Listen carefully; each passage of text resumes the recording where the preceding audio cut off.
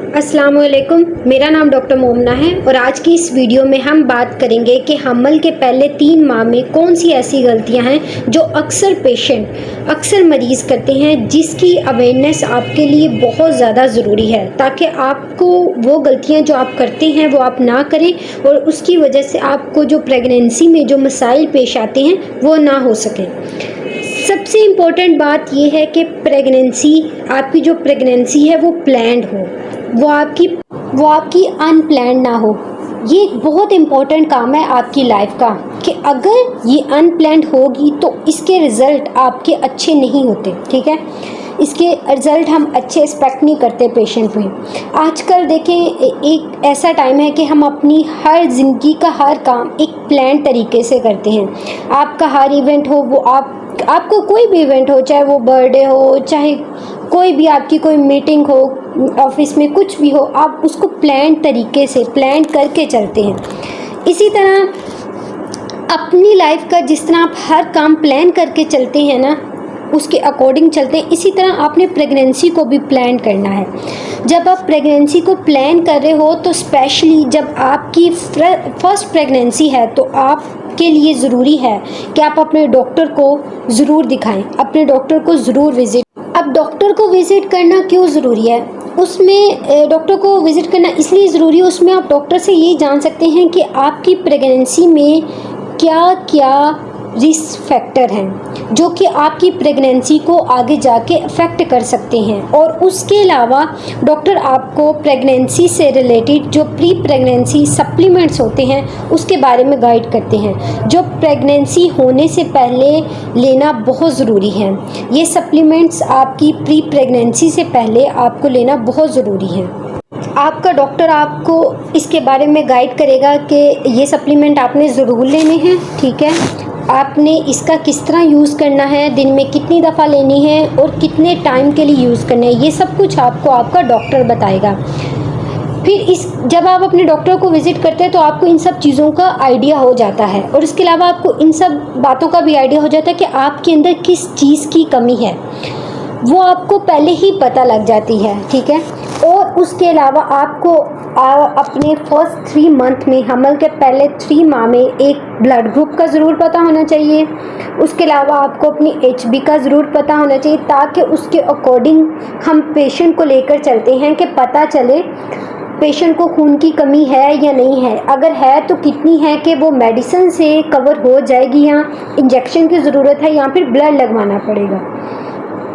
इसलिए प्रेगनेंसी के first 3 month में ब्लड ग्रुप और जो HB है उसका पता होना बहुत ज़रूरी है।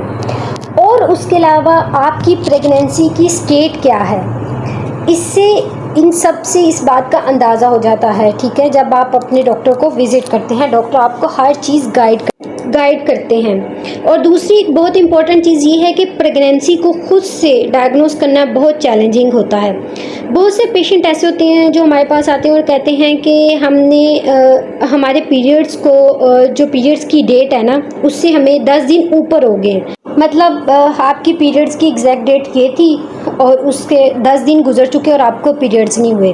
फिर पेशेंट से क्वेश्चन किया जाता है कि क्या आप प्रेग्नेंट हैं, तो पेशेंट आगे से रिस्पॉन्स करती है कि हमें नहीं पता कि हम प्रेग्नेंट हैं या नहीं हैं। सबसे इम्पोर्टेंट बात यह है कि प्रेगनेंसी को टाइमली डायग्नोस करना बहुत ज़रूरी है। अगर आपके पीरियड्स डिले हो गए हैं तो आप अपने डॉक्टर से कांटेक्ट करें, ज़रूर अपने डॉक्टर से कांटेक्ट करें। या फिर अगर आप कांटेक्ट नहीं कर सकते तो आपके लिए ज़रूरी एक इम्पॉर्टेंट चीज़ ये है कि आप इजीली घर में कर सकते हैं, वो होता है यूरिन प्रेगनेंसी टेस्ट, जो आप घर में प्रेगनेंसी स्ट्रिप्स मिलती हैं वो आप करके इजीली घर में कर सकते हैं, ताकि उससे आपको ये आइडिया हो कि आप प्रेग्नेंट हैं या नहीं हैं। और फिर आप अलर्ट हो जाएं कि आप अब ऐसी कोई भी मिस्टेक ना करें जो आपके बच्चे को नुकसान पहुंचा सके। उसके अलावा एक टेस्ट होता है, ये जो मैंने आपको टेस्ट बताया ना, जो आप इजीली घर में कर सकते हैं, ये स्ट्रिप टेस्ट होता है, ये बहुत इजीली अवेलेबल होती है, आपको इजीली फार्मेसी से मिल जाता है, आप घर में कर सकते हैं। लेकिन अगर आप ये नहीं कर सकते तो एक और आसान तरीका है, वो ये है कि आप ब्लड टेस्ट होता है जो पहले 3 माह में करवाया जाता है, आप वो करवा सकते हैं ताकि आपको आइडिया हो आप प्रेग्नेंट हैं या नहीं और आपकी प्रेगनेंसी टाइमली डायग्नोज हो। इसी तरह एक तीसरी इम्पोर्टेंट बात है वो ये है कि आप अपने डॉक्टर के साथ, अपने गायनाकोलॉजिस्ट के साथ कांटेक्ट में रहें, क्योंकि जो आपका डॉक्टर होता है वो आपकी टाइमली मॉनिटरिंग कर रहे होते हैं और उसके अलावा वो ये देखते हैं कि एवरीथिंग इज़ ओके या नहीं, उसमें आपको कोई प्रॉब्लम तो नहीं है। ये सब चीज़ें आपका गायनाकोलॉजिस्ट जो होता है ना, अच्छा गायनाकोलॉजिस्ट जिसके पास आपका रेगुलर चेकअप हो रहा होता है, वो आपको साथ साथ मॉनिटर कर रहा होता है। वो इन चीज़ों को ध्यान में रख रहा होता है कि बेबी की ग्रोथ ठीक हो रही है या नहीं, या बेबी की मूवमेंट कैसी है, इन सब चीज़ों के बारे में आपको बताते रहते हैं। इसलिए आपका अपने डॉक्टर के साथ कांटेक्ट होना बहुत ज़रूरी है। और एक और इम्पॉर्टेंट बात वो ये है कि अगर ये आपकी फ़र्स्ट प्रेगनेंसी है तो ऐसी गायनाकोलॉजिस्ट को चूज़ करें जो नॉर्मल डिलीवरी के पूरे ट्रायल देती हो। जो गायनाकोलॉजिस्ट बिज़ी होती हैं या जिनके पास बहुत ज़्यादा पेशेंट का रश होता है ना, तो उनके पास इतना टाइम नहीं होता कि वो आपको नॉर्मल डिलीवरी के ट्रायल दें, तो वो ज़्यादा आपको ये कहती हैं कि आपने सी सेक्शन की तरफ जाना है, क्योंकि ज़ाहिर सी बात है कि नॉर्मल डिलीवरी में बहुत ज़्यादा टाइम लगता है। इसीलिए आपके लिए ज़रूरी है कि अगर आपकी ये फर्स्ट प्रेगनेंसी है तो आप ऐसी गायनाकोलॉजिस्ट को चूज़ करें जो ज़्यादा बिज़ी ना हो या जिसके पास ज़्यादा पेशेंट का रश ना हो। इसके अलावा अगर आप पहले से कोई मेडिसिन यूज़ कर रही हैं तो बहुत इम्पॉर्टेंट चीज़ है कि आप अपनी उस मेडिसिन के बारे में अपने डॉक्टर को ज़रूर बताएं। उसकी वजह ये है कि कुछ मेडिसिन ऐसी हैं, जैसे कि कोई शुगर की मेडिसिन आप या ब्लड प्रेशर की मेडिसिन जो आप पहले प्रेगनेंसी से पहले यूज़ कर रही थी, वो आपकी प्रेगनेंसी में सेफ़ हैं या नहीं है, वो आपको आपका डॉक्टर बताएगा। इसलिए मैं आपको ये कह रही हूँ कि आपके लिए ये बहुत ज़रूरी है कि आप ये अपने डॉक्टर को ज़रूर बताएं कि हम ये मेडिसिन यूज़ कर रहे थे, क्या अब ये हम प्रेगनेंसी में हमल के दौरान इस मेडिसिन को यूज़ कर सकते हैं या नहीं, या फिर इसके अल्टरनेटिव कोई मेडिसिन है तो वो आप हमें बताएं और ताकि हम उसको यूज़ करें।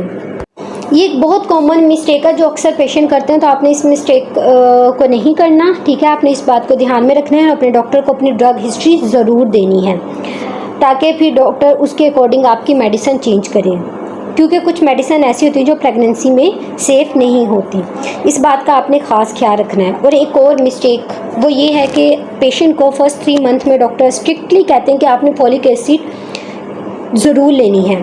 फॉलिक एसिड का प्रॉपर यूज़ डेली रेगुलरली ज़रूर करना है। फॉलिक एसिड एक ऐसी विटामिन है जो आपके बेबी की ग्रोथ के लिए बहुत इंपॉर्टेंट होती है। इसको आपने ज़रूर यूज़ करना है पहले 3 मंथ में, क्योंकि बेबी की जो सेल की ग्रोथ है ना वो फॉलिक एसिड पर डिपेंड कर रही होती है। और अगर आप फॉलिक एसिड को रेगुलरली यूज़ नहीं करते तो इससे आपके बेबी की ग्रोथ अच्छी नहीं होती। और जो इससे क्या होता है कि बच्चे का आईक्यू भी इफ़ेक्ट होता है, ठीक है। वो बेबी का आईक्यू अच्छा नहीं बनता, ठीक है, उसका आईक्यू मुतासिर होता है उससे अगर आप फॉलिक एसिड नहीं लें।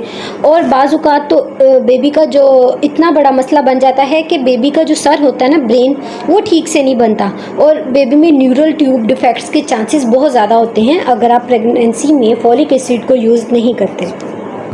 इसलिए आपने फॉलिक एसिड को रेगुलरली यूज़ करना है ताकि आपके बेबी में ये सब कॉम्प्लिकेशंस ना आए। और एक इम्पॉर्टेंट चीज़ वो है हमारी डाइट।